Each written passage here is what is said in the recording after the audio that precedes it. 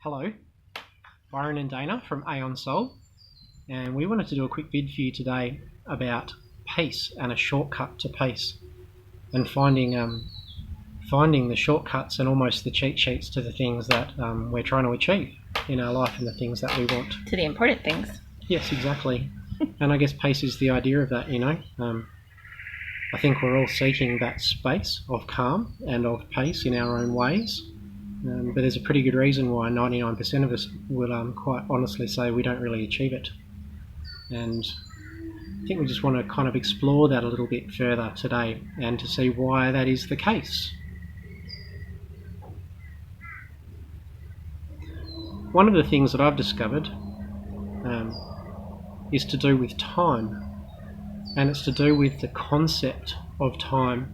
Not talking about time as in hours and minutes on your clock, but time as in past, present and future sense of time, the idea of linear time, where we've come from, where we're going, all of those sorts of things. Time is so embedded in our thinking from the first second we kind of pop through into physical space. We don't even really recognise it for what it is anymore, and we don't recognise how our thinking is almost totally shaped by time, and just linearly.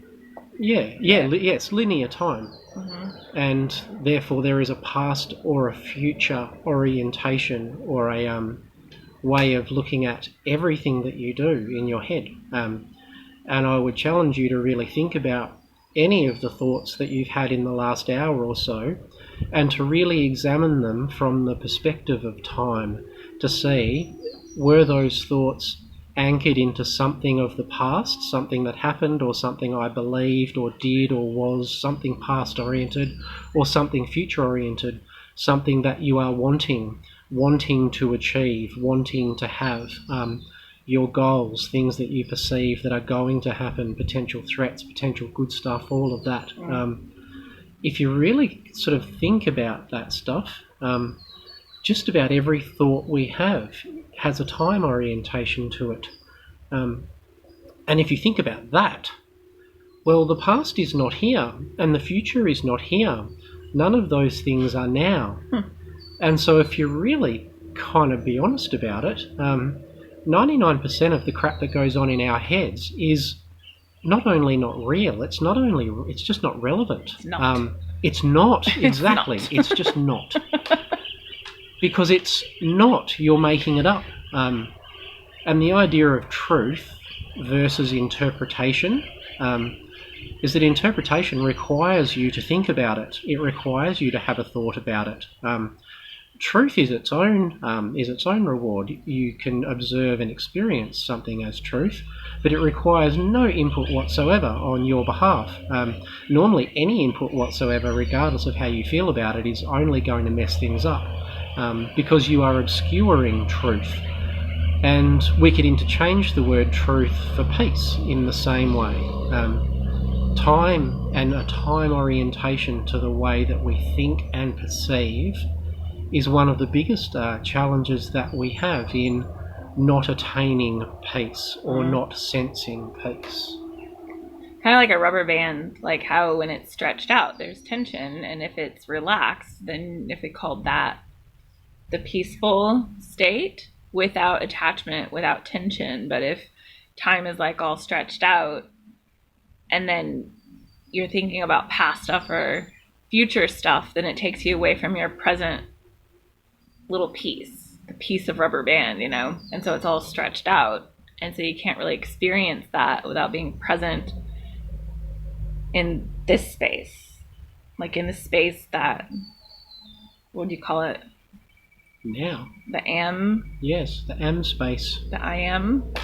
Am as different to was or will. There really are three time references, and the truth is embedded in our everyday language. We say these things all the time, but we don't pay enough attention and reflect enough onto not just what we say, but the way we say things.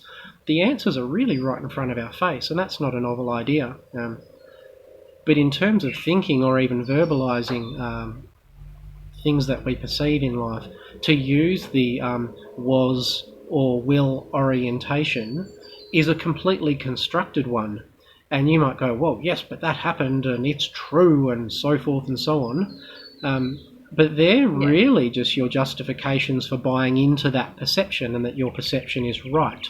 To a story. Like, stories are fun, but they're not the truth. Like, if you read a story to a little kid at bedtime, that time of the story is fun, but when you close the book, you're back to, like, where you are. And a lot of times we, like, perpetuate living in a story by recounting, like, what was or what will be when X, Y, and Z lines up, if it happens. And it just takes peace. It takes away the peace. It does take away the peace. And we do it on purpose for some bizarre reason. We are so ingrained in the tension of not just stopping and sitting in that place of peace.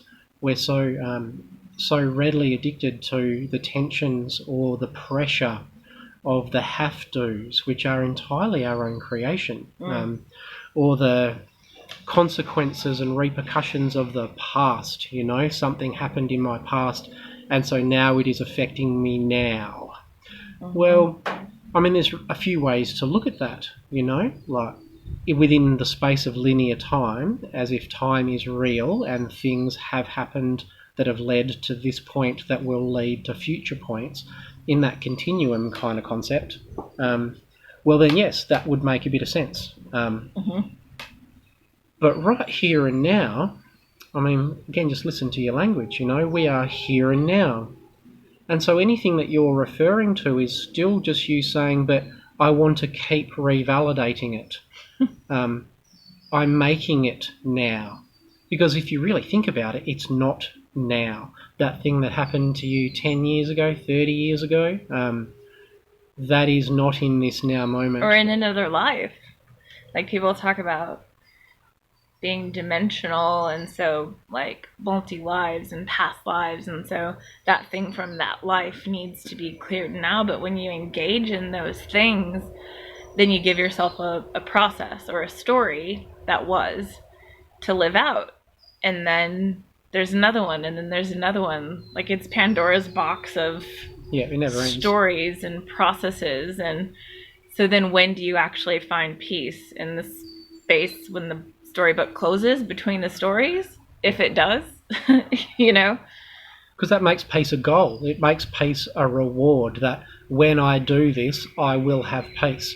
And I would really challenge any of you guys to consider that very statement in your thinking, because I guarantee you think it to some degree. That peace will be attained when you insert whatever here, you know, that peace will be the reward. The very concept of time even just permeates our physical existence. A lot of people will say, I'll sleep when I'm dead, you know. Things will be quieter and easier when I'm dead. Well, that's a very obscure, but I guess authentic way of buying into the time thing again, you know.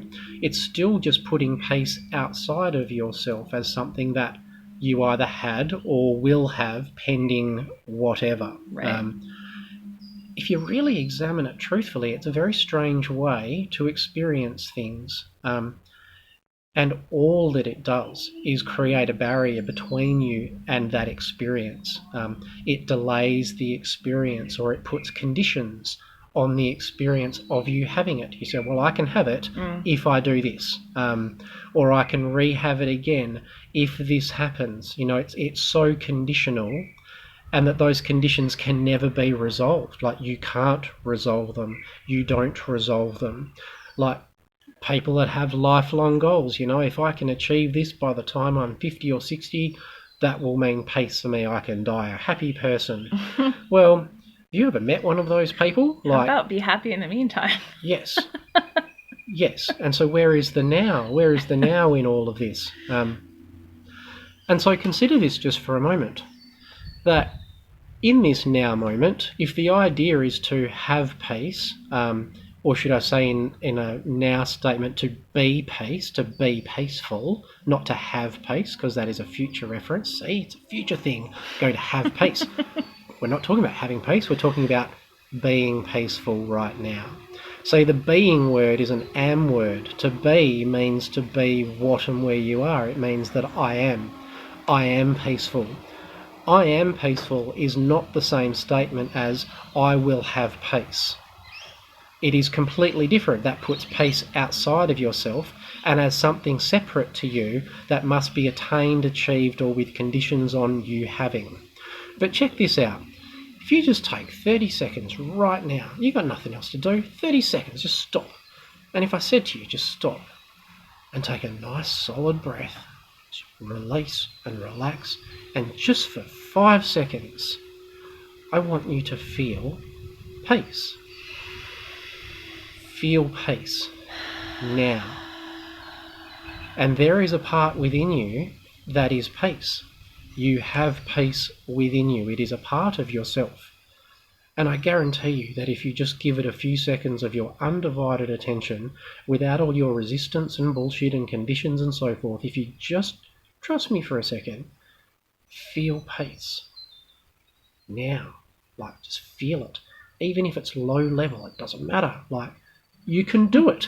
If I say to you to feel strong, and you might go, oh, I don't feel strong. I would say to you, well, imagine a time when you did feel strong. Could you imagine a time when you did feel strong? Either way, you can feel strong right now, just with a bit of direction, you know.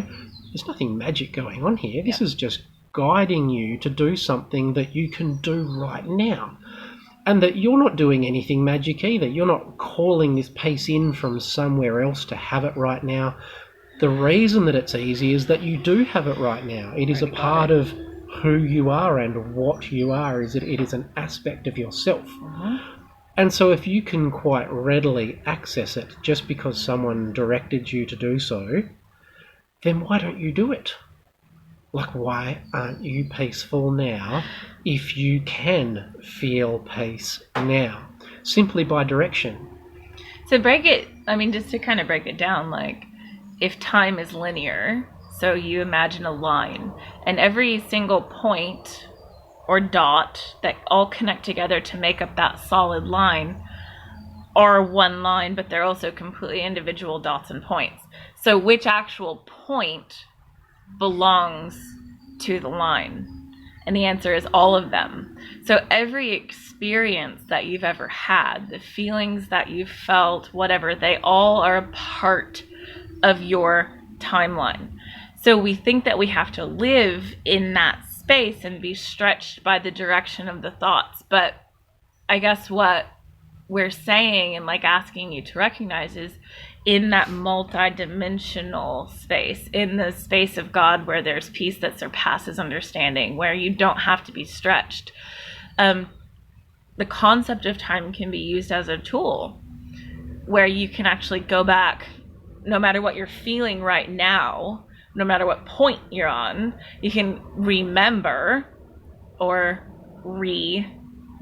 assimilate a time or a point on that line where you felt something that was peace or that was strength or that was whatever. And so because it's a part of your line, it's a part of what you have, you can create that for yourself by choosing to experience that rather than what's going on. And so if you're in situations in life that feel stressful, that feel tiring, that feel bad or fearful, then isn't life kind of happening to you instead of flowing through you? And if you just listen to those words, like if something happens to you, then that makes you a victim. And so if you're in this space of trying to, like, you're being all stretched out and you're living in the past and you're living in the future and you're not totally present, which becomes like this one spot, this presence, and you own that space, then you're missing out on that flow that presence creates, and that choice of being able to choose like what you want to feel and when. But once you do that, and like you can do it, Byron is suggesting, by just like choosing to remember that peaceful feeling and feel that and let everything else that's not that go for no reason. Like, there doesn't have to be a qualifier. Your situation doesn't have to qualify it. Then you're literally inhabiting yourself with choice, full presence, peace, and the manifestations of things around you as you practice that change. And it's a command factor. It's taking command of your will and taking command of your manifestation and of what flows through and what you want. What is your intention? That intention is not to have something, it is to have it now. It's not to achieve it in the future. Consider the term healing. The very word healing is embedded in time. It's a continuum-based word. It's a linear-based word. Like healing is a progression. The ing. Yes, healing as in it's happening. It is going to happen. It is something that is achievable or a goal. Which, of course, in linear time, that all makes perfect sense. And it also implies that right now you don't have it. And so when I've worked with clients, they'll present with all sorts of stuff going, well, this happened to me in the past, or this is happening in the future, and all of this sort of stuff. And the easier way I find to kind of cut through all of those stories is just to stop them dead in their tracks and get to the point. Yep. The point being, heal. What are you wanting? Like, what do you want? Not what are you wanting to achieve later? Like, what is it? What is it? And 99% of people all say the same thing. It's pace. It's pace or a version of that, whatever their word is. But it might as well be pace. It's all the same. It's the same thing. We're all trying to basically experience the same thing. But what we're really trying to do is achieve it. Yeah? But we're trying to achieve peace. Why? To have it like a prize that we put on our shelf? Or is the idea to achieve peace to be in an experience of peace? Like to have peace now. Is that not the idea? Because then peace turns into a being experience, not a prize. It's not a reward. It's like, I've achieved peace. Well, I have it now, so what do I do with it? So obviously that's just bullshit. Like that's not the idea at all, because you haven't actually achieved anything. It's all just in your head. Well, if you like the rat race and you like being stretched out and never actually getting to achieve the thing, then it's great. It's no one awesome. likes it. It's bullshit. But all a miracle really is, like, if you map it out and define it, like, we all want the miracle because it's a right now thing and it confounds the mind. But all that a miracle is something that should technically take a lot of time, like a stretched out portion of time that happens very suddenly. It works beyond time. Very right now. Yes. And so it works outside of the space of time. So doesn't it make sense, if you want the miracle, then you too should let go of the time and work outside? And the idea that it will take you forever to get to that point. Yeah. That point is somehow ahead of you or beyond you or outside of you or something to have. Think about it this way, right? Imagine time like a straight line, like I've come from there and I'm here and we're moving forward. And you might say that there's all these days, like increments that lead to this day, and then there's future increments in the future. And so you can break it down to minutes, days, years, whatever. Seconds. And so there's like this continuum of increments of all of these now moments. And so that is what time looks like. There is past, present, future, and we just roll along. We move forward. Forward is a time reference. If you can just conceive of the idea just for a moment that there is no such thing as time, that time is an overlay or underlay that we have imposed. Just pretend. Just consider this. All of these increments that you see as a line, you might now say as a line, like they're all here now. Every one of those experiences, they're not then, they're not when, they are now. Anything that happened to you in your past, a trauma in your past, what are you experiencing right now? Well, you are experiencing the pain of that trauma right now. Something that you're perceiving in the future, you are experiencing the excitement or the anticipation of that thing in the future.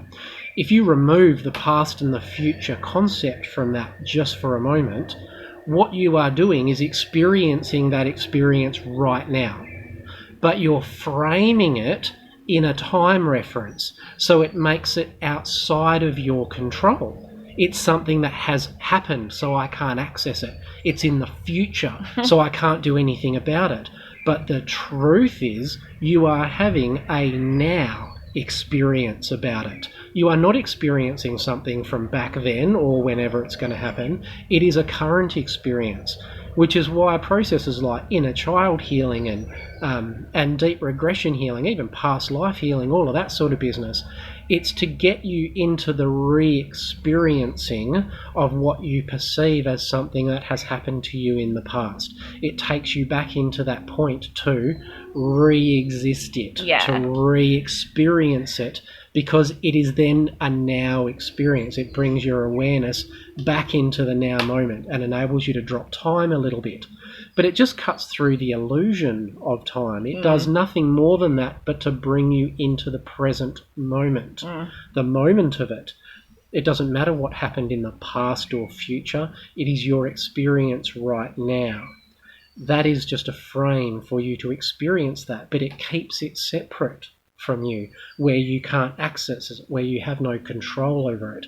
It really is like an invisible bubble or an invisible barrier. It's like be Doctor Strange. You know how he had like the time amulet, and so whenever he would like pop through time, this is for people like who have seen it. Like he has his time amulet and he pops through time, and then the people where he pops into are like really confused because they're still on their track and it's linear, and so their understanding is that. But wherever he goes, he pops through time, and because he's fully present on purpose and he knows what's going on, like he's a superhero. He's super effective at what he does because he's able to bring the fullness of everything that he is into that moment, no matter where it is in time.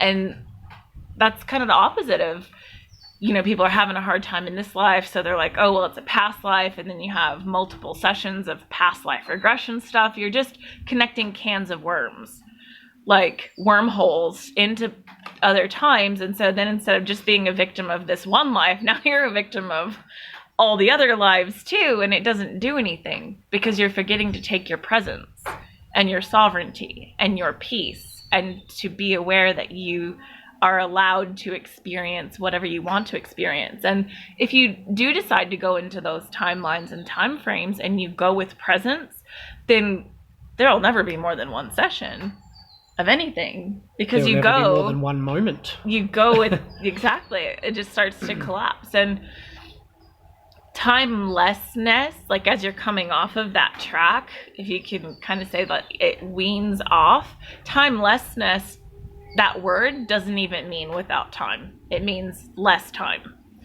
And so what we're saying, like in the direction of finding your peace and experiencing it now, is in the practice of being able to take a point in time or a feeling of peace, consciously feel it and experience it, and then instead of saying like, that's a segmented portion, okay, that was a nice meditation and now back to the real world, stay in that feeling, like stay in that.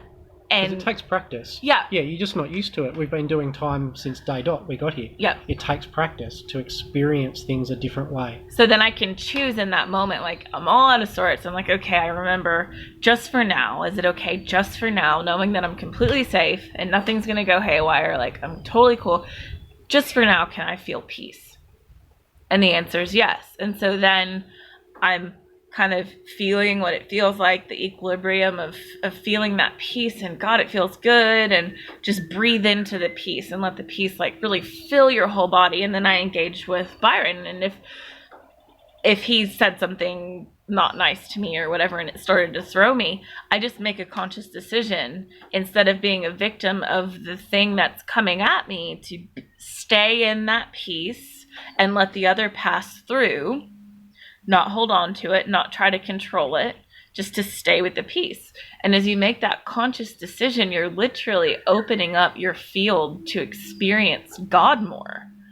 to allow the divine to flow through you, because you're creating it as such. You're creating your experience to be that and to do that. And people get stuck on like physical manifestation, like, oh, I want money, so put the money in my hand because I can see it. But your intention and your creation power starts when you can control yourself. Like whenever the control of self becomes the releasing of control, because you recognize that it's all here now and it's all okay, therefore you can choose because you've accepted all of it. Then now you can choose what's best for you. And I choose that it's best for me to feel peace, and so I do it. And then you keep doing it, and what'll happen, then like all those dots will start to connect, and your whole timeline shifts because it's made out of something different. Yes. And life will begin to flow through you instead of happen to you, and your whole experience changes. And it doesn't just have to be about peace. It really can be about anything that you consider to be the most important thing to be or to have. I've been having conversations with people lately about gurus and masters and people that have achieved significant levels of development and can demonstrate levels of development either via physical manifestation or working in what you would call miracle space. And so I ask people all the time, do you think that that's a special trait? Do you think that that's something that makes these people special because they have it and no one else has it, so they're magic? Or do you think that that is a natural state that we will all attain along the timeline? It's just that some people got there a bit faster for whatever reason. And pretty much 100% of people that I pose that question to all agree that it is nothing special. It is nothing particularly different or unique. It is just a state that we will all achieve at some point in our incarnational lineage, and that we're all going to get there. Some people just got there for whatever reason a little bit earlier. Because they're willing to go there. Sure. And so that's a time reference, right? That's still saying, yes, I will get to that point in one life, in a million more lives, whatever life. We will all get to that point. That is a linear time reference to the end, achieving God, whatever it is. You can make it as big or as little as you like. Be like Nike and just do it. Just do it. So what if it was to do with healing, let's say? So healing as a word is a time reference. It is implying that healing is in the future and it is something to have or to achieve. So let's look at the real goal. Healing is not the goal. Healed is the goal. What is the first person way of saying that word? It's not, healed is almost like a past reference, it's healed. It's not healing, it's what you are. And so if you're on a healing journey for yourself, physical or otherwise, really consider what your goal is. Is your goal to keep getting better? Because that doesn't end. Like, to continue to get better doesn't end. That is a continuum. There's no end point. There's nothing to really say. It is done. Like, done. So what does done mean? To say this is over. This experience is over. Stop. And so you are healed. And no matter what your physical, emotional or mental state right now, if I said to you, just take a moment to breathe and stop just for a moment. And I want you just to connect to the feeling of wholeness and of being healed, being part of God, being whatever it is you want to say. It really doesn't matter. The point is, you can feel it right now. It is available for you to feel right now, upon command, upon will, upon direction. And so if you can do it right now, why don't you? And we look at healing as a practice, as something that we go and see other people for, that we pay good money for, that we go and do 10 sessions, 150,000 sessions or whatever. And we are still on the journey, time reference, of healing, time reference. And so you never get there. Like, you never ever get there. And you notice people that do healing work of all sorts, they're so embedded in the continuum of healing that nobody has an expectation of a final outcome, that it is done. Like, clients of healing work, even practitioners of healing work, we just forego the idea that this shouldn't take forever. Right. Like there should be an end point, and it is done. But until you hear it that way and you're able to give yourself permission. Permission's the word. To do it. Yep. And you can't give yourself permission until you conceptually hear that truth, then you can't. You can't work with a tool that you don't have. And so that's why we just kind of wanted to equip you with that, to be able to have it, to be able to start to understand and play with it and realize, like, he who has been set free is free indeed. And this is a freedom tool for yourself, and nobody can do it for you. Like, experientially, you have to choose what you want to do now. Because all you're wanting other people to do is to help you get to that state of being. Like you're just bypassing and defaulting it to someone else to do it, to help you get there, But what happens if you do get there, regardless of the method? You get there. It's your experience. No one has that experience for you, and no one really gets you to that point. You get to that point. You just use other reference points to help you along the way. And there's nothing wrong with working with other people. It's just that concept of, if you're continuing to work with other people and the fruit isn't evident, like, then there's nothing lasting happening. And until you become present with yourself, you don't get that momentum. Like, you don't get to go in that direction. But once you have that presence and like that concept, and you're present in your I am space as you're using this reference, like, it doesn't mean much. But once you have that, you're good. Like, your experiences change, and they mean more, and they bear fruit, and the fruit is ultimately like what we're after in the first place. Contemplate the word permission, because if you are unwell in any way, shape or form right now, you might have a mental problem with saying, I am well. Part of you goes, but I'm not well. And other parts of you go, affirmations, and you'll kind of call bullshit on yourself, and then so you just won't get there. Look at the idea of just why it is hard for you to give yourself permission to fully give over to the idea, to the experience, the feeling of being well. Even though linear time says that you are not well, that you can get well, and so forth and so on, just for now, we give you permission to own that experience completely, because all you're really trying to do is get to the point where you do own that experience completely. If you are healing, isn't the idea to be healed for it to be done? Well, allow yourself to just have a moment of experiencing that experience right now, because you can. Like, it's like you forget, or that you don't feel confident enough to claim commandership over your intent and over manifestation. So the shortcut to that healing, the shortcut to that peace, is to remember the time when you felt, when you had it, and recreate that feeling within yourself, and then realign yourself to that experience, to that feeling, and allow that to become the truth. Yes, because in that point in time, you'd say that's in time, that is in the past. But if time doesn't exist, then that experience is right now. Do you see the difference? Anything works like that. Like, removing time makes your experience a now experience, not one of the past.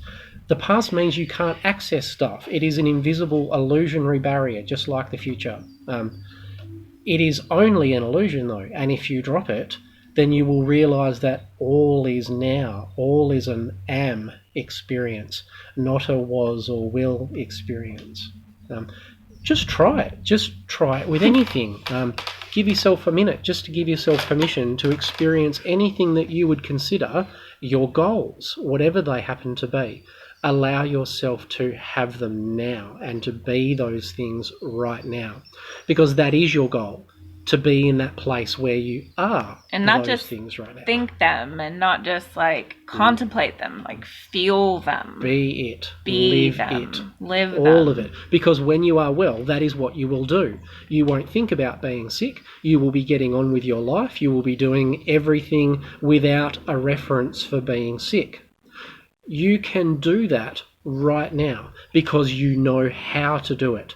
You just don't, right? You just don't let yourself do it.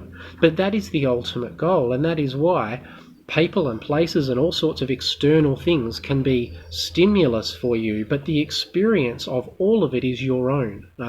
No one can make a dent on your experience of that. Only time allows you to believe that that is the case. But just something to consider for today. Time is a biggie, and I think we'll be doing a lot more videos and more discussion on time and the illusion of time in the future.